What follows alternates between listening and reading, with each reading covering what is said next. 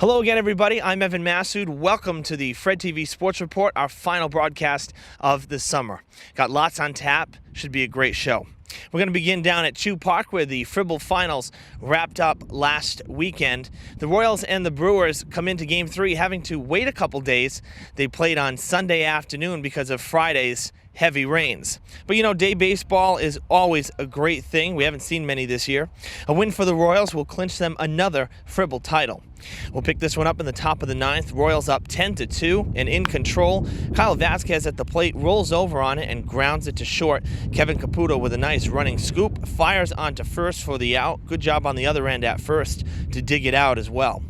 All right, bottom of the ninth now. One out, runners at first and second. Yoshi Ferreira gets Dan Nunes to chop it to short. 6-4-3, and the Royals are kings again. The Grand Slam is complete and the celebration is on. It's fourth straight for the Royals. Jake Ferreira started that double play to end it. He also had a two-run homer earlier in the game. I caught up with him after the final out.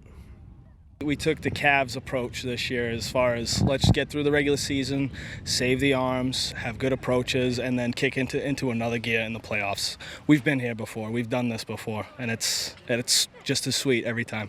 7 championships for me with the Royals, so I think it's time to step aside and see the younger talent come up, and I think a couple of the guys are with me on that.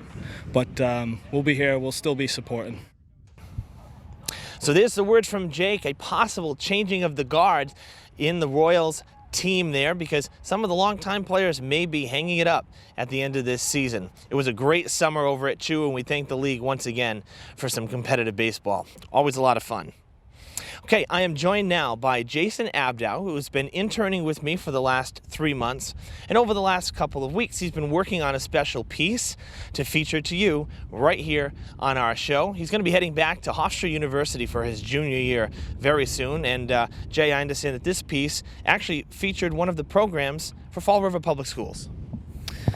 Well, Evan, it wasn't so much of a summer program as it was an extension of the classroom into the summer. And one of the highlights of the summer program was the weekly field trips the students got to go to explore to Mount Hope Bay and to see local coastlines, and for many, experience a boat ride for the first time. All right, well, let's take a look at the pack. We'll roll the tape. About 70 students from 1st through 6th grade enrolled in the free 21st Century program, which was held out of Morton Middle School this summer. The federally funded program is an enrichment camp geared toward teaching kids skills for the 21st century. Maureen Estes Flanagan, the site coordinator of the program, feels that it is greatly beneficial to students who enroll. What always happens, and it did happen this year, is that they came and found out that this was a safe, fun place to make friends, and that they are absolutely captivated with each teacher's activities. The staff for this summer program has done an outstanding job in building curriculum and activities that empower the individuals. Our students, a lot of our students, are learning how to ride a bike for the first time. Many of our students are learning how to fish for the first time.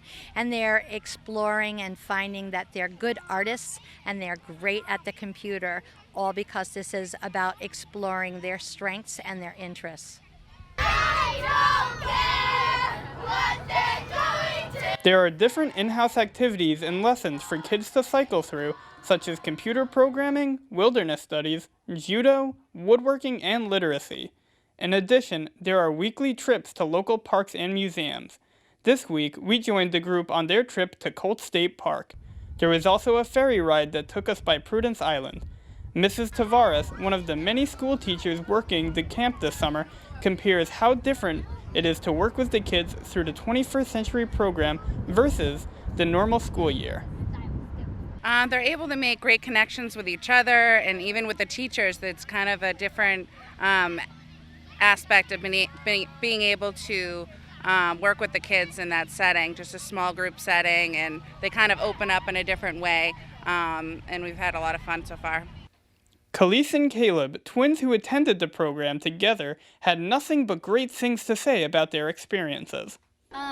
They let us do like whatever we want. If we want to play games, they'll let us play. Even at lunch, we get to play like games. It's really fun. What have been some fun things you've gotten to do so far?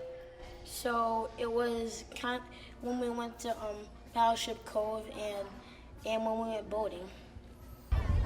The 21st Century program ran from July 10th through August 11th and will continue once the new school year begins as an after-school program.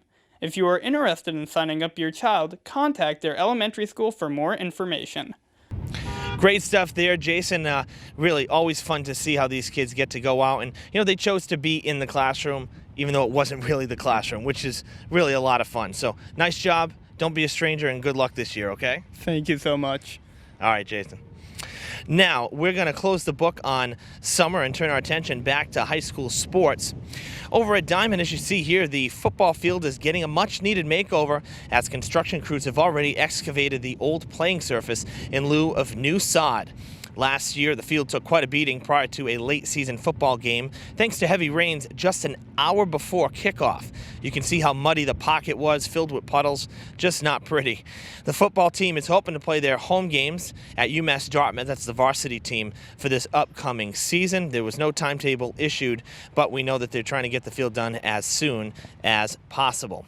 Now, right here at Durfee at Mac Aldridge Field, the Hilltoppers training camp has commenced as preparations for the upcoming season are underway. The Durfee boys ended last season with a bang, defeating New Bedford on the road for the first time in nearly a decade. Head coach Taylor Brown tells me that the team has been preparing for opening day since their Thanksgiving Day victory last November. We support three-sport athletes. We want the kids to do other sports, but we tell them that if it's not doing another sport, you're in the weight room getting better and getting ready for next season. So we do stress the importance. Coach Cruz does a wonderful job in the weight room with all the kids, and they love them, they respect them, so they work hard for us. And so the kids have been doing their due diligence in the weight room, and it shows out here. Richard Cabral is a senior and co-captain this year. He's still sky high from last Thanksgiving's season finale against the Whalers. He's also excited for opening day because for the third straight year, they will face rival Somerset Berkeley to kick off the season.